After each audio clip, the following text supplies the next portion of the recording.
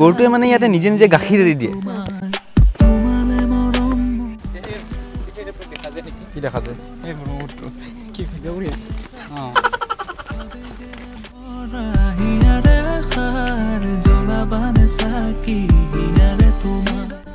ৱেডিং এৰিয়া, ইয়াতে ল'ৰাবিলাকৰ লাইফ টেষ্ট হয়।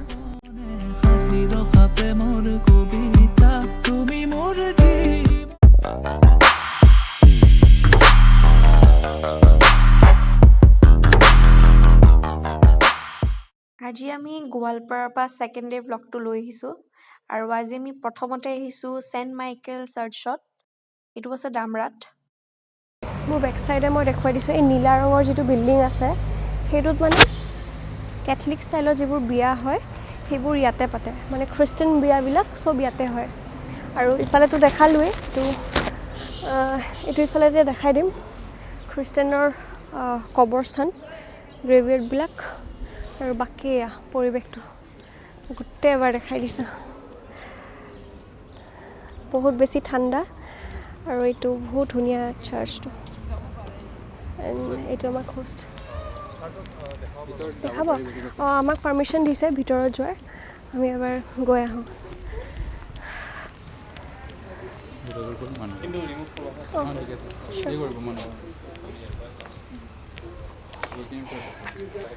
আমি এতিয়া ভিতৰত যাম। বুকুহঁত নাযায় ভিতৰত, চ' আমি এতিয়া যাম। বহুত বেছি ধুনীয়া লাগিছে, বহুত বছৰৰ পিছত আহিছোঁ।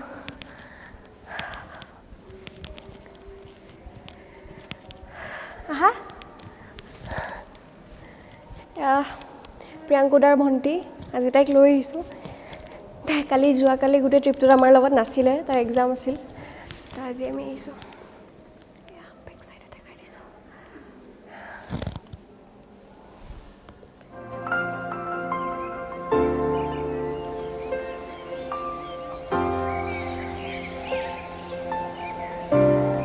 বহুতেই বেছি ধুনীয়া।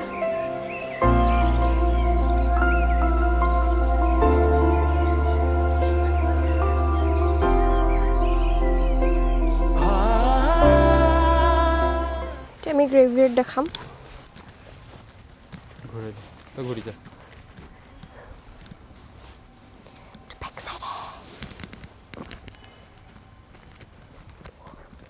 খাই দি আছ ফুটটো দিছে নেকি? হাই, এইবোৰ হৈছে গ্ৰেভছবোৰ। চাওক, এতিয়া গৈ আছোঁ ৱেডিং এৰিয়াটোলৈকে। এইটো ইফালে সোমাব পাৰি, আগতে ৰাস্তা আছে। এইটো হৈছে ৱেডিং এৰিয়া, ইয়াতে ল'ৰাবিলাকৰ লাইফ টেষ্ট হয়। ইয়াতে আৰম্ভণি, আৰু ইফালে গ্ৰেভয়াৰ্ডটো, ইফালে ইয়াৰ পৰা ইয়ালৈকে ডাইৰেক্ট এণ্ট্ৰি। আৰু ৰাতিপুৱা দুনৈখন ঘূৰাৰ পিছত এতিয়া আমি আমাৰ দিনটোৰ ছেকেণ্ড ডেষ্টিনেশ্যনলৈকে গৈ আছোঁ। এয়া হ'ল সূৰ্য মন্দিৰ। হয়তো আপোনালোকে ৰাস্তাটো চিনি পাইছেই। বহাগৰে বিনন্দী আমাৰ হৃদয়তে ফুলিছে প্ৰভাত, প্ৰভাতী সোণালী ৰুদালী। কলিতিয়ে গীত গালে, প্ৰকৃতিয়ে সাৰ পালে, সেউজী সেউজী সেউজীয়া জীৱননী। এইখন নন্দেশ্বৰ পাহাৰ, মাটিয়াতে এইখিনি জেগা মাটিয়া বুলি কয়। আৰু মানে ইফালে যোনখিনি পাৰ হৈ আহিলোঁ এইখিনি হ'ল বামুণপাৰা। ইয়াতে এইখন থকাৰ এটা মানে কাহিনী আছে, ময়ো ভালকৈ নাজানো, কিন্তু মানে যিখিনি জানো আৰু কৈ দিছোঁ। ইয়াতে এজন বামুণপাৰা জ্যেষ্ঠ ব্যক্তি, আৰু মানে বহুত আগৰ ঘটনা। তেওঁৰ এটা গাই গৰু আছিলে। গাই গৰুটো মানে ডেইলি ঘৰৰ পৰা মৰ্ণিং ওলাই আহে আৰু মানে সন্ধিয়ালৈকে ক'তো নাযায়, আৰু মানে বিচাৰি নাপায় ক'ত যায়। তো এদিন মানে গৰুটো পিছা কৰিলে, মানে গৰুটো ক'ত যায়। পিছত বিচাৰি মানে পালে, আৰু এদিন গৰুটো মানে পাহাৰৰ ফালে যায়, পাহাৰখনৰ ফালে যায়।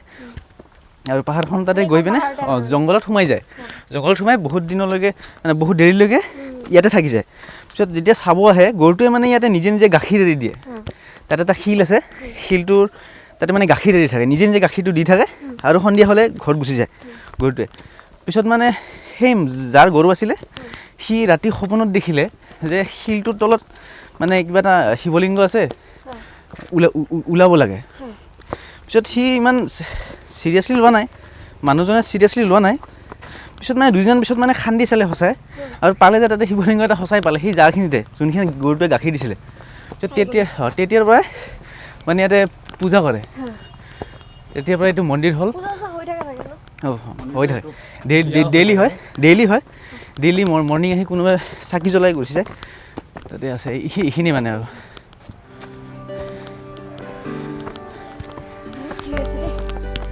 অলপ ওখ হয় এইফালে চাব পাৰা বহুত ভাল দেখি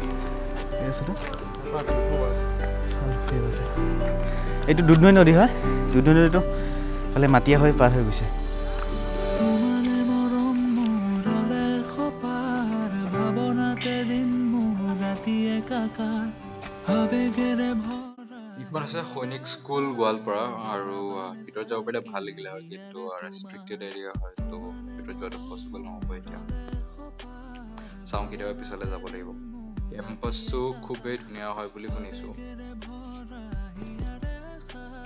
সূৰ্য পাহাৰলৈ যাবৰ কাৰণে মেইন ৰাস্তাৰ পৰা লেফ্ট ল'ব লাগে কিন্তু ছাইড বৰ্ডখন আছে আৰু ইফালে চিধা গৈ থাকিব লাগে এইখন হৈছে এণ্ট্ৰেঞ্চখন জীৱনৰে যৌৱনৰে প্ৰভাতিৰ সোণালী কবিতা হৃদয়তে সযতনে সংগোপনে সাঁচি ৰখা প্ৰেমৰ কবিতা তুমি মোৰ এয়া আমি আহি পাইছোঁ সূৰ্য পাহাৰ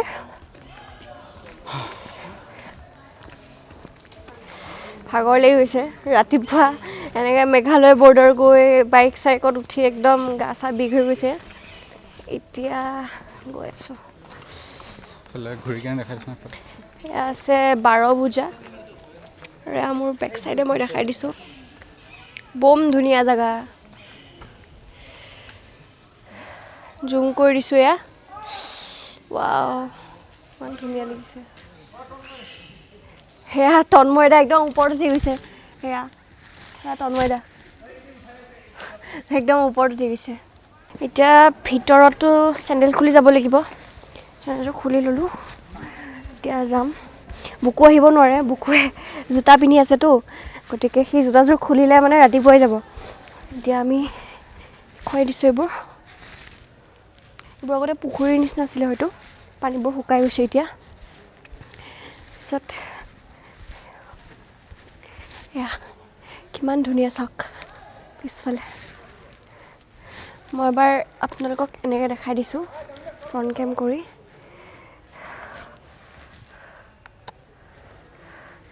চাওক কিমান ধুনীয়া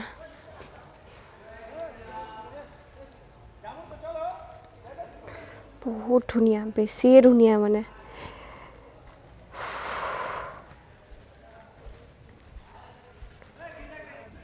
এইটো চাওক এটা লিখা আছে শ্ৰী সূৰ্য নৌকা বিহাৰ দশভূজা দেৱস্থান ডাকঘৰ ডুবাপাৰা এইটো 18/10/2020 অক্টোবৰত এইটো সেয়া কৰিছে অপেনিং কৰিছে একেবাৰে নতুন এইটো টিকেট কাউণ্টাৰ মানুহ নাই চাগে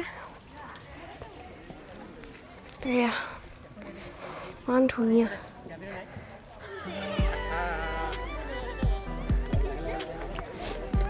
বোলে ৰজা মহাৰজা ঘৰ আছিলে আগতে আছে নি দেখা পাই ঘৰটো এতিয়া নাই আৰু মানে ভাঙি তলখিনি আছে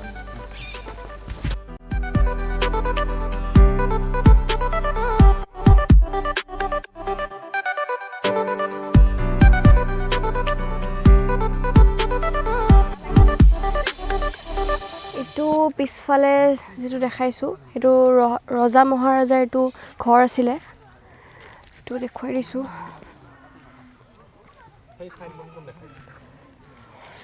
দেখিছেনে কিমান ধুনীয়া হৈ আছে এতিয়া এইটো জাষ্ট প্লেইনটোহে আছে এতিয়া গোটেই পৰিৱেশটো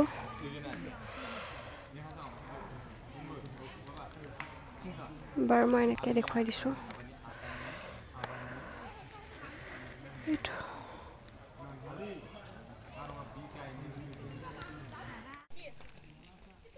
শিৱলিংগ আৰু এই ওপৰত পাহাৰৰ ওপৰত এইখিনি জেগাত এটা আছে এইটো এটা আছে তেনেকৈ বহুত সৰু সৰু আছে আৰু ইয়াতে কাছ পুহিছিলে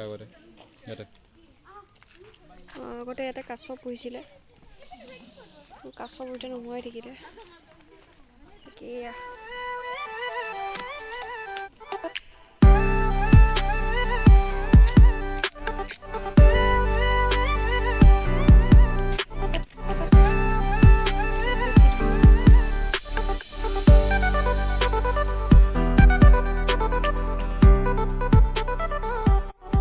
আমি যেতিয়া সীতাক পাবৰ কাৰণে এই যে কিবা হৈছিলে নহয় তাতে এখন ধনু ভাঙিছিলে নহয় মানে এনে তাঁৰডাল এনেকৈ টানি কিনে ভাঙি গৈছিল ধনুখন ইয়াতে মানে সকলোৱে কয় মানে ইয়াতে আছে ওপৰত পাহাৰৰ ওপৰত আৰু এইখনে মেপখন ইয়াৰ পৰা যায় এই ওপৰত হয় এইফালে আগত গৈ পিনে ওপৰত যাব লাগে এতিয়া বৌদ্ধ স্তূপ এটা আছে বৌদ্ধ স্তূপৰ কাষৰ পৰা উঠি গৈ একদম ওপৰত তাতে জলাশয় এটা আছে য'ৰ পৰা যিমান ৱাটাৰফল ইয়াতে আহি আছে চব ৱাটাৰফল এই তাৰ পৰা ষ্টাৰ্ট হয় এই জলাশয় বুলি একদম ওপৰত আছে পাহাৰৰ ওপৰত একদম ওপৰত আৰু কাষতে এইখন হৰধনু আঁকি থৈ দিয়া আছে নহয় এইখন একদম সমতল ভূমি বুলি লিখাই থৈ দিয়া আছে একদম ওপৰত এটা কাষতে হৰধনুখন তাতে আছে বুলি কয় এইটো মানে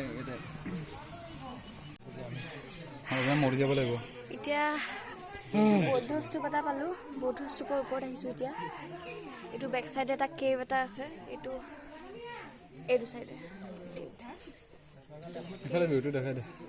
আৰু এইটো চাইডে এনেকুৱা ভিউ এইবিলাক তলত কাজিৰঙা যেন লাগিছে পুৰা আৰু একদম ওপৰত আছে মানে আৰু এনেকুৱা উঠি গৈ আমি তাতে আৰু কিবা কিবি বুদ্ধ স্তূপ পাম ন আৰু বুদ্ধ স্তূপ পাম তাতে তেতিয়াহে আৰু কিন্তু আমি বেছি দূৰ যোৱা নাই কাৰণ এতিয়া দেৰি হৈ গৈছে 3টা বাজিলে আৰু লাহে লাহে ঠাণ্ডা লাগি আহিছে এইফালে মোৰ চিৰি উঠি গৈ আছোঁ বহুত বেছি আপ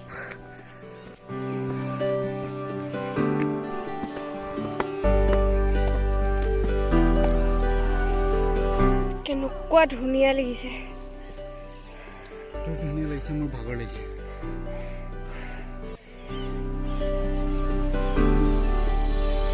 তোমালে মৰম মোৰলে খপাৰ ভাৱনাতে দিন মোৰ ৰাতি একাকাৰ আবেগেৰে ভৰা হিয়াৰে আশাৰ জ্বলাবানে চাকি হিয়াৰে তোমাৰ এইটো হ'ল সূৰ্য মন্দিৰৰ মূল মন্দিৰটো ইয়াৰ আগফালে এটা ধুনীয়াকৈ দৌল বনাই থোৱা আছে আৰু বাকী গোটেই মন্দিৰটোৰ কাম চলি আছে হৃদয়তে সযতনে সংগোপনে সাঁচি ৰখা প্ৰেমৰ কবিতা তুমি মোৰ জীৱনৰে যৌৱনৰে প্ৰভাতিৰ সোণালী কবিতা ফাইনেলি আমাৰ গোটেইখিনি চোৱা হৈ গ'ল গোটেই নহয় যিমানখিনি পাৰোঁ চালোঁ আৰু কাৰণ পাহাৰখন বহুত বেছিয়ে ওখ আৰু জেগা বহুত বেছি তো চোৱাটো গোটেইখিনি পচিবল নহয় একেবাৰতে ষ্টিল বহুতখিনি কভাৰ কৰিব ট্ৰাই কৰিছোঁ আৰু আমাক মুকেশহঁতৰ ঘৰত লাঞ্চত মাতিছিলে কিন্তু এতিয়াতো টাইম বহুত দেৰি হৈ গ'ল 4টা বাজিলে কিন্তু একো নাই আৰু এতিয়া ইয়াৰ পৰা ওলাই দিওঁ কেনেকুৱা লাগিছে তোৰ বহুত বেছি ভাল লাগিছে কেতিয়াও অহা নাছিলোঁ আৰু সিমান দূৰটো কেতিয়া অহা নাই বুলি ক'লেও মিছা নহ'ব আৰু ইমান ওপৰলৈকে উঠি গৈছোঁ আৰু বহুত আছিলে মানে আমি আধাহে গৈছোঁ ন তো সেই বাকীখিনি যদি গ'লো হয় না আজি মানে এইখিনিও নাথাকিলে অৱস্থাটো দেখিছে ঘামি জামি গোটেই লুকি এই ডিচেম্বৰ টাইমত ইমান ঘামিছোঁ ঘামি গৈছোঁ পুৰা আৰু ভৰি চৰি এনেকৈ কঁপি আছে অভ্যাস নাই যে তেনেকৈ আৰু ইয়াৰে এৰিয়াটো ইমান ধুনীয়া হয় আৰু বহুত ডাঙৰ হয় যোনে আহিছে তেখেতসকলেতো জানেই আৰু আমি আজি ফাৰ্ষ্ট টাইম আহিছোঁ সেইবোৰ গোটেই পিকনিকৰ গাড়ী পুৰা জমা হৈ আছে এইখিনিতে চানডে কাৰণে বেছি মানুহ আধা দি গ'ল কিন্তু যেতিয়া আহিছিলোঁ এতিয়া পুৰা একদম ভৰ্তি হৈ আছিলে ইফালে চলি আছে এতিয়া এয়াই আছিল আমাৰ গোৱালপাৰা ট্ৰিপৰ কিছু মমেণ্টছ যোনবোৰ আমি আপোনালোকৰ লগত শ্বেয়াৰ কৰিলোঁ আৰু যদি আমাৰ ভিডিঅ' চাই ভাল পাইছে লাইক কৰিব, কমেণ্ট কৰিব, শ্বেয়াৰ কৰিব আৰু ছাবস্ক্ৰাইব কৰিবলৈ নাপাহৰিব।